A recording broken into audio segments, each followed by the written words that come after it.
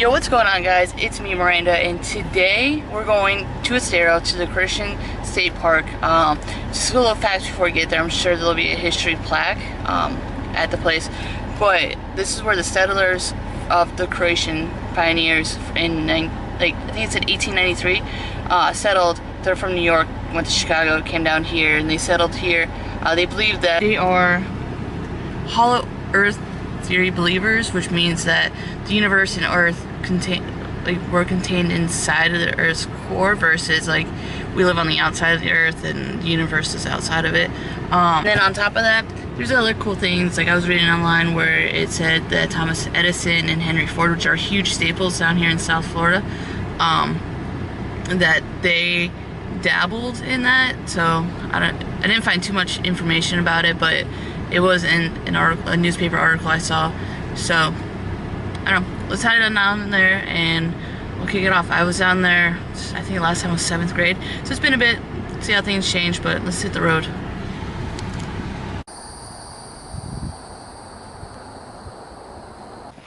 Alright guys, so we made it here. It's a $4 entrance fee if you're by yourself, $5 if it's 2 to 8 people. When you get in, there's actually a guided tour you can do. It's $5, which isn't too bad. They go through, obviously, talk about everything, go in deep history for it, all that stuff. But if you don't want to, I mean, there's these little things that go through and they talk about everything. So, I mean, it's up to you. It's up to you. The tour usually starts at 10 o'clock, they said, so you can do that. Or you can just kind of do what I'm doing, wander around yourself, go at your own pace, hang out if you want, skip some things, depending on how long you have. I personally, obviously, am skipping the tour. I might come back one day and do it. I don't know. We'll see. Cyrus Teed was the charismatic yet controversial leader of a burgeoning turn-of-the-century utopian community known as the Koreshan Unity. Whether you go through the tour or not, you'll find all these things and different information about it. You can go through the old store.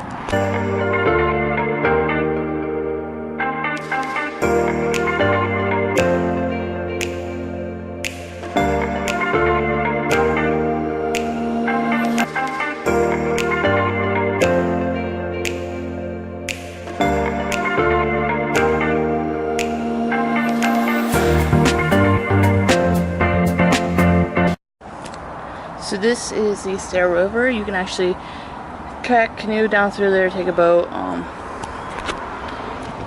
They have rentals down the street along 41 here on the northbound side. When I was actually in seventh grade, we came down here. We did a camping trip. We went kayaking through there. I guess it'd be canoeing because there's multiple of us. It's really interesting. So if you're into that, I would highly suggest going through and renting a canoe for the day if you can. It's really, it's quiet, it's peaceful, it's very beautiful. The water is a little murky, so if you want to look into the water, make sure you get some polarized sunglasses. It's definitely worth it. Also, as always, it's Florida. There's alligators. You can see how murky the water is.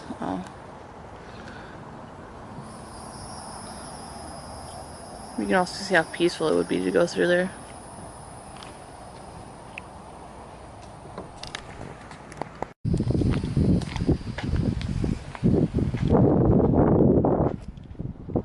Here's the bakery.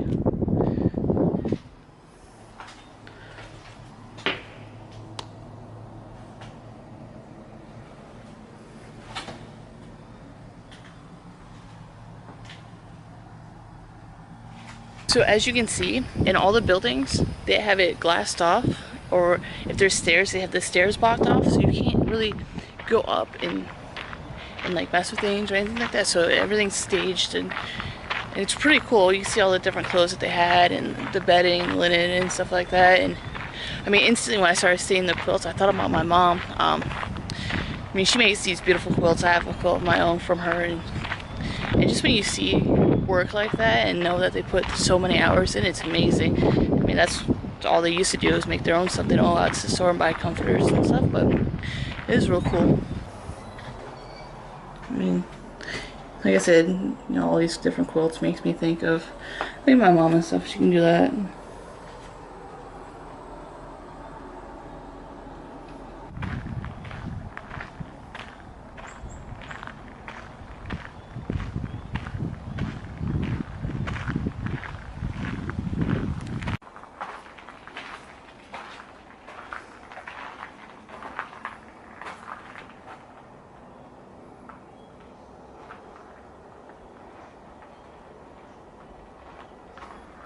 So earlier I said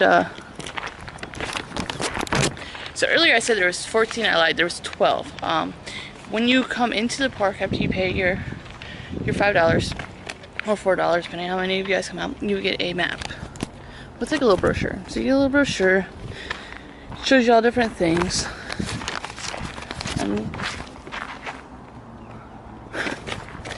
And then you open it up, so it's got the park map, which is the nature trail, and then the historic map for all different buildings.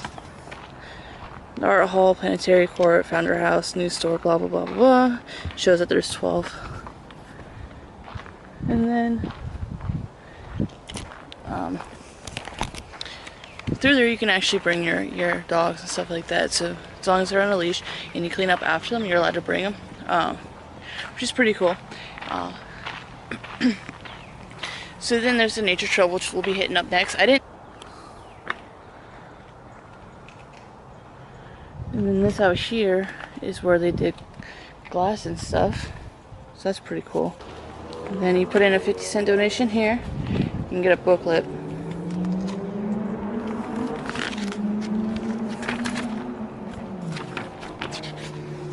I'll dive into this a little bit later. So I'll dive into this book a little bit later. Maybe on the trail, I'll sit down and read it, and then bring out some cool facts about it. I know, like I said, I talked about earlier, there was a couple I found online. I kept getting the same information, and then I was getting the wiki pages, and I don't really mess with wiki, because in school, obviously, they taught you how you can edit wiki pages, so it's not 100% true. So I'll find a nice quiet place. Well, it's all quiet here, but I'll find a nice place, breeze through here, and then give you guys some more tidbits. I don't want to spoil all of it, because I do want, especially if you're local, you're planning a trip down to Southwest Florida, I want you to stop by and get a view of this yourself. It's different than watching it in a video. Being here in person, it's just, this camera doesn't do enough justice, is what I'm trying to get around. Alright, so reading through the pamphlet pretty quickly, it goes on to talk about how T got started here. He got this land donated to him from a German settler. I mean, the guy believed in what Teed was doing, so he donated this along the river, and they set up these fancy little areas to kind of set way for the travelers, and they put bamboos, called the bamboo landing now, to make it, you know, pleasing to the eye as you come across it. It's the same thing we do to the fronts of our houses to make it look pleasing from the street view. So on top of there, you could come, they were going to call it the New Jerusalem. You could come, it was communal, so that means everything you did was for the, you know, the area. So you could either live in the community or you can live outside. If you lived in the community, then you had to be doing something for the community. There was a school set up for a university and all that. It's a really good read. And then each area was built a certain way. So now I'm going to walk down this nature trail, kind of see what we can find, and go from there. You can already tell it's peaceful and beautiful here. Into here, you know, it's kind of 1894 roughly when it came into fruition. They used it for concerts until they built the art hall, which was the first building here. And so they used it for concerts, and that's kind of like the entrance of how they got here through the river, because, I mean, the 1800s, you were usually either walking or through boats and stuff like that. Not too many people obviously had automobiles, and few people had horse and buggy, because back in the day, if you had a horse and buggy, you were considered rich. So unless you had a horse and buggy, you were walking. Further into the reading, it talks about the bamboo landing. They got that bamboo from Fort Myers, which is a little bit north of here, and they got it from the estate of Thomas Edison, which I think I might do We have a building in Fort Myers. I think I might do a video on it. I think maybe in winter time. They do this crazy Edison lights for around Christmas time and stuff like that. I think that's gonna be the time when I want to do it, just because it's like the biggest hoorah around it and this biggest spectacle and the best, you know. So I think we're gonna bring that towards the winter time around here, okay? But they got the bamboo, as you can see in the video, from Thomas Edison. Like I'm telling you, Thomas Edison believed in this. Maybe not the whole we're inside the earth and that's how it is, which insert small picture here. You can see how the theory is. Look.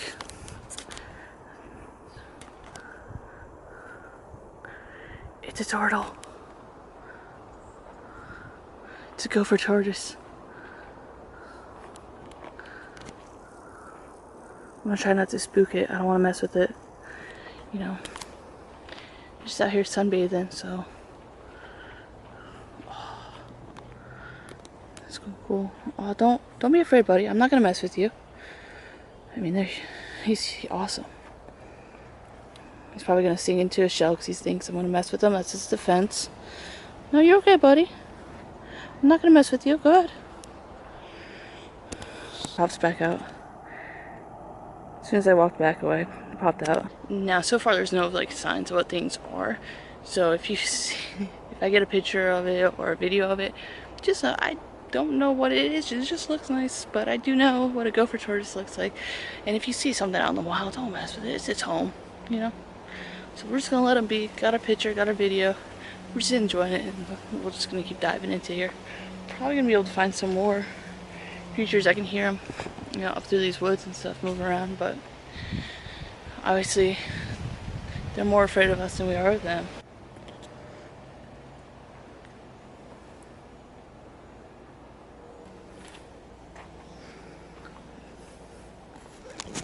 It's crazy how trees will bend and grow around things. There's a couple palm trees in there. That's insane.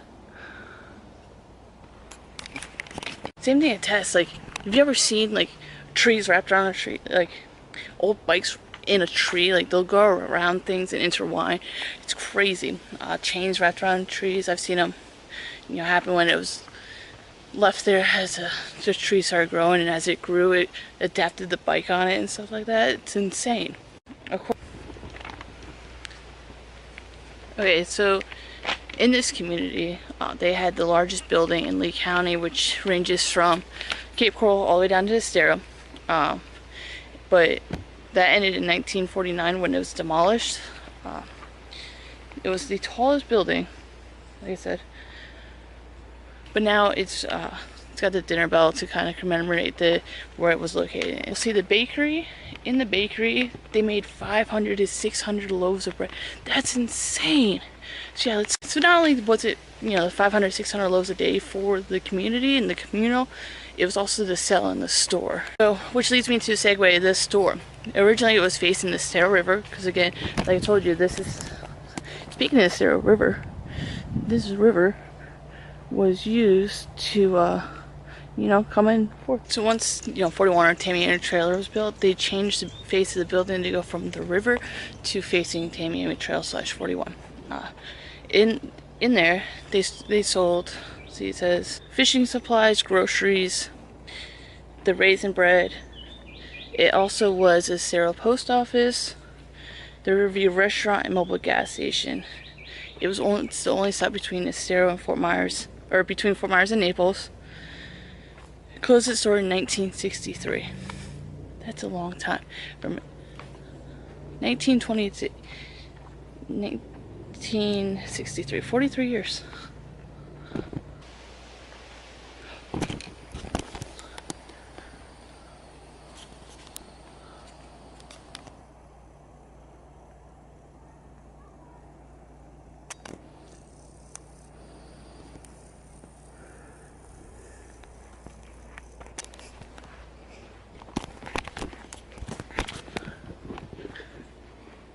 Just a great blue egret, no big deal. Remember, okay, so they are fire resistant after a certain length. So they're actually natural. You can find turpentine in them, so they would slash their roots and get resin from it, which is crazy. I didn't know that. It's insane. I'm right next to the campground, which is pretty cool. So I actually stayed in the campground when I was in 7th grade, so that's quite a few years ago. I'll tell that story here in a second. Hold on.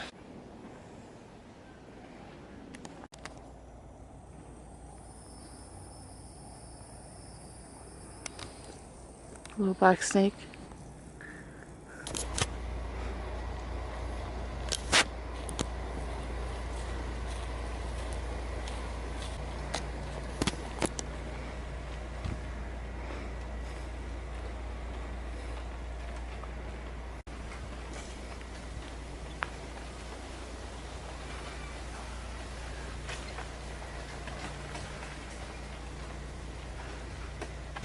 Alright, so I'm in 7th grade, middle school, or I don't know how old I am at that point, so we had a field trip to come out here for, I think it was 2 nights, 3 days, or 2 nights and 2 days and a night or something, I don't remember exactly, but so we're running around and having fun. It's dark out, and always hung out with the guys, so we're hanging out and we decide to scare everyone as they go to the bathrooms.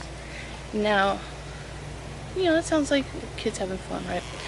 This is the stage where I start, I'm smarter than everyone. I start getting an attitude, and so we get in trouble. The teacher goes, you guys keep making a ruckus at this time of night and scaring people, making everyone screaming, disrupting all the other campers, you're gonna go home. So smart me goes, if you send me home, I'm gonna take my tent. Now in my tent, my parents went out and got me a nice tent. It held like 5 or 6 people, like it's huge. You can section it off to have different rooms and stuff like that. So then, you know, it's like, if you send me home, I'll take my tent, and then all these people don't have a place to sleep. If you wanna disrupt my weekend, I'll disrupt yours, not a problem. Why do we have a feeling like, why do we gotta be Billy Badasses? Like, man, just calm down. You ain't gotta be like that. So, and then the next day, we all stopped, whatever. The next day we went down kayaking, and we went and got clams and stuff like that. We all, a couple of us, we would dive into the water. I don't remember where it was, but we dived into the water and got clams. Billy Badass Miranda goes, I can eat a raw clam. No, you can't. You won't eat a raw clam. I'll eat a raw clam. Like, you don't know where the clam's been, Miranda. You don't know if it's healthy. I'll eat it. Cracked it open. A couple of us ate it. Oh, gross. You guys are nasty. Whatever. One of my buddies at the time, we started fishing. Catches a jackfish. Like, okay. Like, okay, we're just gonna be out here catching fish, not a problem. So we caught it, he filleted it, we cooked it up. It was so good. He's crazy. And on top of that, that night we were making marshmallows and stuff, and so we're all hanging out by the picnic tables, whatever, doing our thing. And then we see some raccoons. Of course, what do we do as kids? We want to mess with the raccoons. We want to throw hot dogs at them and whatever, like doing dumb kid stuff then. And then I also remembered, I think it was the night before we left. We were playing tag, messing around at night, and one of my buddies tripped, fell, and he had like electrical power boxers. I don't remember what it was, but he broke his arm, so he had to leave early. And sorry, squirrel.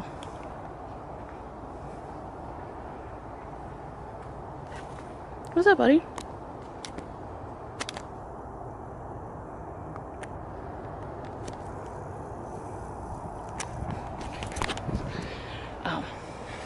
So yeah, he had to leave early, and that was when, like, stop having fun, stop running around, everyone's gonna get hurt, go in your tent and go to sleep.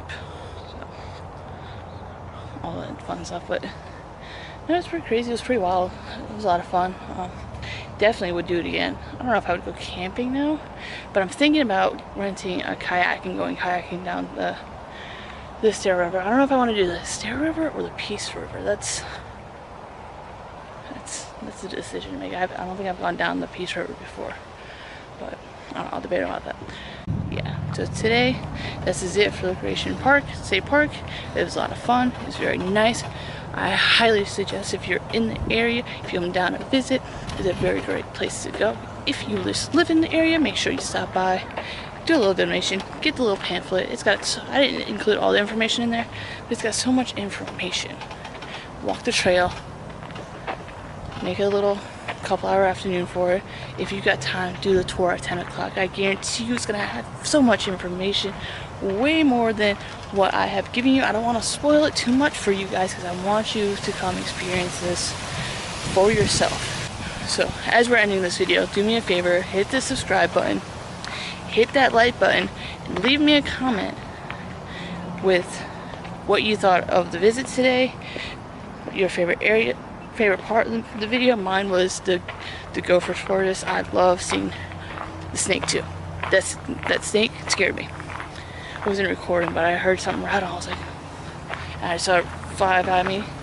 With that being said, it's been Miranda. It's been another lovely state park, and I'll catch you next week, guys. See ya. Wait, quick bit. Bloopers. Whatever. I don't care. Quick bit. So I was walking through, kind of grabbing some pictures, whatever. Maybe looking for a thumbnail, you know. Anyways, I come through. I find this beautiful plant. I don't know what it's called. And I look at the ground. And I look at the ground like, I know what those are. It's a mango tree. Look up. Matter of fact, it's a mango tree.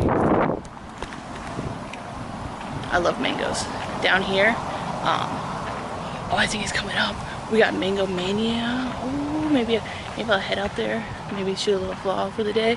I don't know. I love Mango Mania. We got Oktoberfest. Oh, it's getting to be that time of year. But yeah, I saw some mango trees. Oh, here's another one. Main effect.